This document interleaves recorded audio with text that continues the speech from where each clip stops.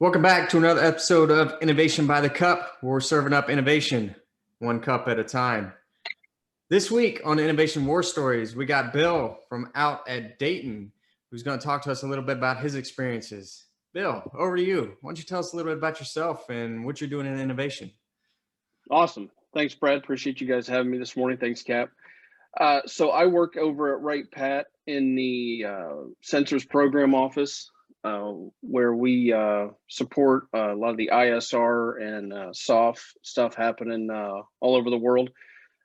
Specifically, I'm in we call it Winnovation. So it's a think tank that the colonel at the division level decided that, innovating is a priority and we need to, start figuring out how to do things better.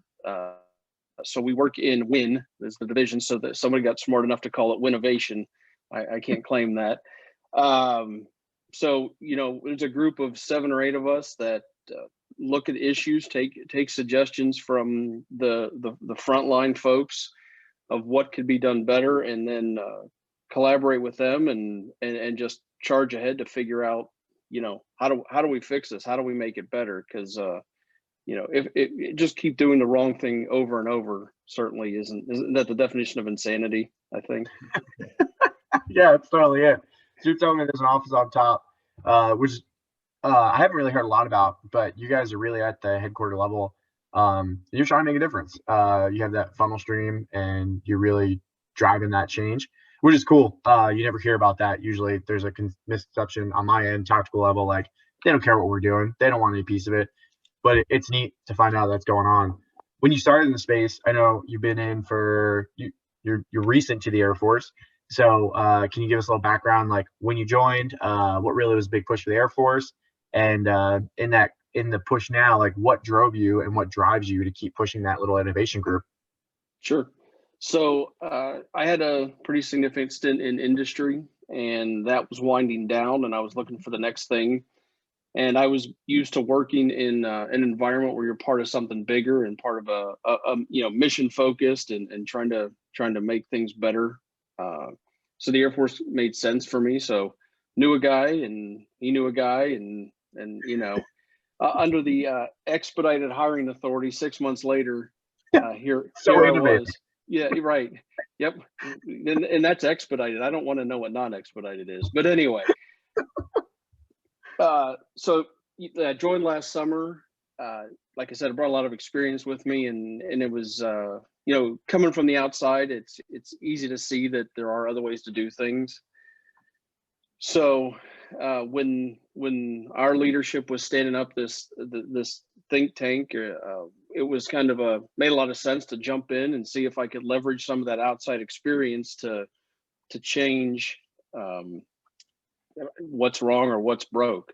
So, I mentioned earlier, I can't, the phrase "that's how we've always done it" is about the last thing I ever want to hear, and tends to frustrate a lot of people. So I wanted to try to jump in and try to leverage the experience I had, so people around me didn't have to hear "that's how we've always done it" again.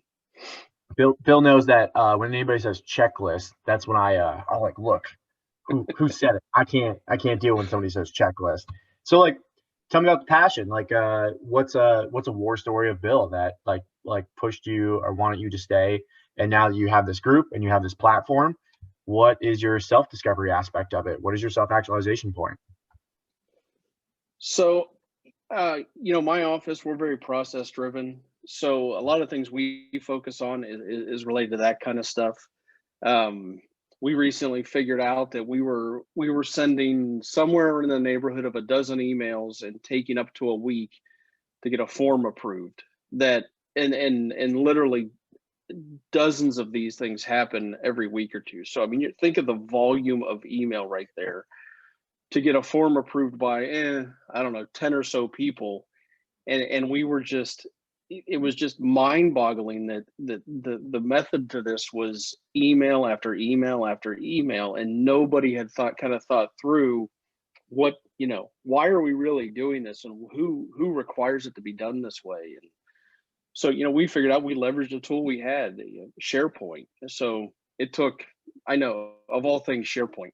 Um, it took, I want to say, a couple of weeks to get somebody with enough SharePoint knowledge to sort of create something we wanted exactly, but it turned out somebody was doing something similar, so we weren't starting from scratch. It was just a small tweak to get it to do exactly what we want. So, it doesn't sound like a big deal, but you've saved somebody whose email is already overloaded and flooded. I don't know how much time and just inconvenience of doing this to just a simple go log in here and improve this, please. So, and that process has probably been cut in half. So, Yeah. it Innovation is simple, right?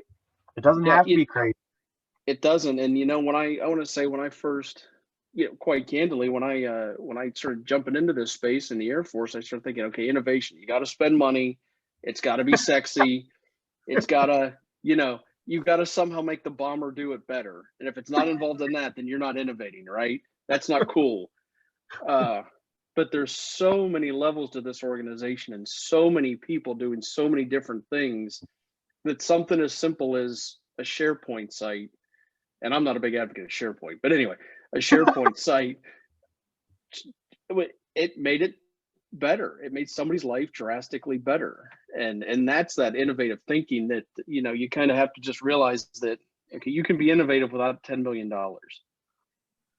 Well, and it's kind of interesting too, because if you actually, studies have shown, if you actually constrain your resources, you get more innovative. If you just throw a lot of money at a problem, Right. you're less innovative because you try to buy your way out of it. But you do create more creativity in a resource constrained environment as one strategy to actually get after innovation and stuff. So that was totally the Air Force strategy, right? That was it. Yeah. Right. But you don't. I mean, you bring up a valid point of, we often really, really are consumed by throwing money at the problems and throwing money at the innovation, and saying innovation is about, putting large amounts of money towards the solution. Right. And a lot of times people come in and they think they have their solution already set, when really you leveraged a program, SharePoint, which the Air Force already utilizes, to now make a process more streamlined, which is great. I mean, it's a lot of CPI in what you've done, but it's a lot of innovation too, in that sort of same vein, right?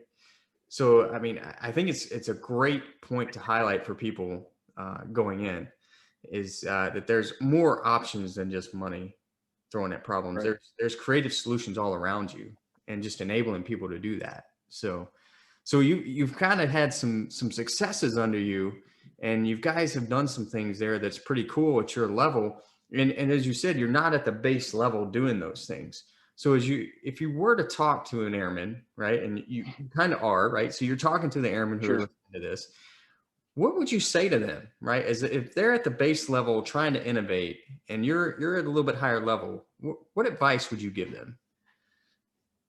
I think I would say that anybody can be an innovator, if you want to give somebody that title.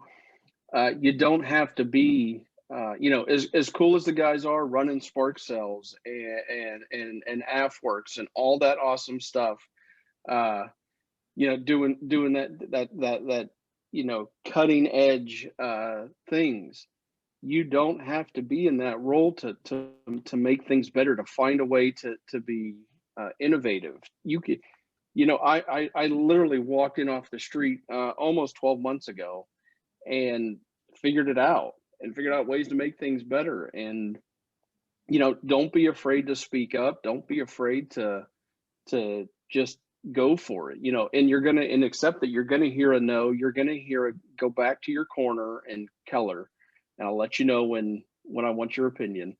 But that's not okay, and you don't have to accept it. And you need to show the folks around you why what you're trying to do makes sense, and why this change should happen. So, if I had to say something, don't be intimidated or afraid. Just leap out and give it a shot, and don't accept no. As somebody pretty smart once told me, find a way to yes. Mhm. So that's kind of what that'd be what I throw out there. Yeah, I think you brought up some other great points in what you just said, right? Because there's a different mentality of yes, if, and no, right? So you can come into somebody and the answer is yes, if, right? And then you just determine if that if is insurmountable. But the other thing I think that you brought up that is really important is it's not just not accepting no. And you said that you have to show why your yes is the right way to go. Because a lot of airmen, they may have a great idea and they get discouraged when people tell them no. But if you build that case, you build that, you do your research, you put the time in and then really prove why this solution set is valuable to make things better. I think that is very important to highlight because sometimes we do lose sight of that because we get into the flashiness of everything. So I think that's a Yeah, great point.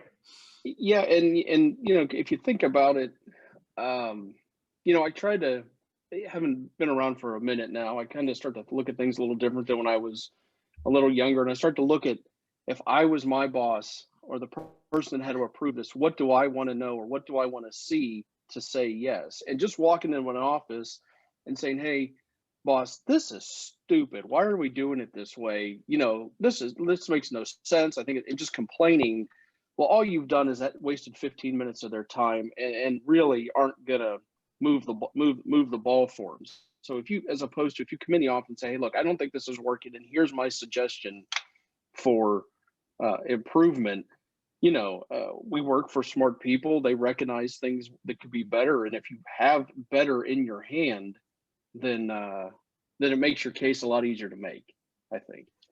Bill, I think that speaks volumes too. Like one thing that a pet peeve of mine is if somebody goes, yeah, I'd love to have a meeting with you. What day works for you? I like the time is very finite in the day. Like I wish that somebody would just go, I correlate that to complaining or leaving the ambiguity out there. Like just, hey, I'm free at this time here. You want to meet at this time. And then you flex left or right. So come in and you see an idea. Hey, this is what I think would work. You flex left and right to be more direct on what you need to do because we don't have the luxury of time and a lot of stuff we're doing. We're inundated by emails, meetings, like conversations that we have to have. There's all these other things that go through to it. So as we move forward and how we do this, there's one thing I want to touch on. You said, hey, when you talk about go back to your corner and I'll let you know when I need your idea. I worked with the secretary. She'd been in for 21 years.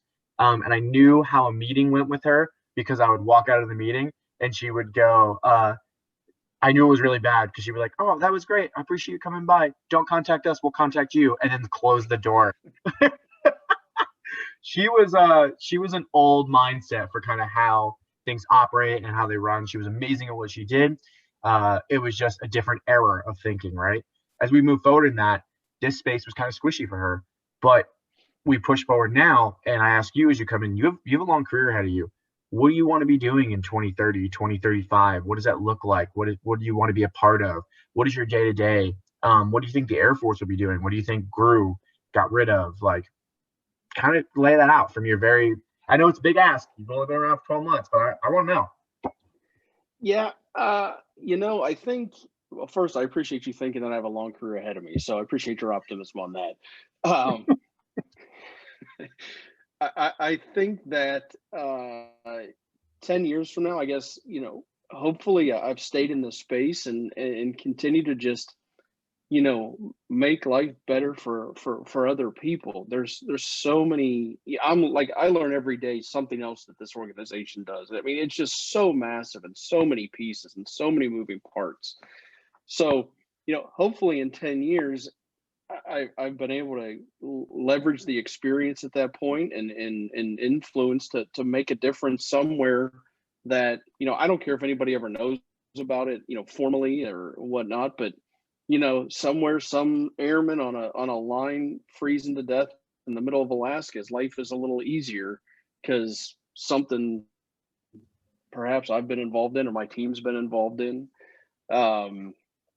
I think the space is changing rapidly. I think there's a lot of people starting to have these conversations, and just in the week I've been back to the office, I've been in 3 different meetings talking about the design warfare class and kind of what was it about, where it was going, and people were perking up. They're like, Bill, I'd really like to hear more about this. How do we, what does that look like? That's just really interesting. So I think, as that tribe of innovators starts to grow and like-minded folks starts to grow, I think the shape of the Air Force is going to change. I think that's how we've always done it. It'll be a little less prevalent and probably not as widely accepted, and things will be hopefully better. So. Oh yeah, I agree. I think we're on the right track. I think we are making a lot of headway in the innovation space and starting to change a lot of mindsets. And that's really going to enable us to empower our airmen to make change, to empower. And when I say airmen, I mean airmen at all levels to make change within their scope. And so, Bill, I just want to say thanks for being on with us today. Thanks, Bill. You brought up some great things. So for all you folks listening in, remember, it's not only just having a good idea. It is coming in prepared, doing your homework, knowing why your solution set is a good idea. And sometimes you may just have a problem that you don't have, a good solution to, but that's okay. Bring it up and bring it up right. And then get with your Spark Cell if you have one. They can help you develop that and come up with a good solution, come up with a good pitch for your leadership. There's resources around to help you with that as you need it. So thanks for joining us again. And we'll see you guys next week. Keep innovating, one cup at a time.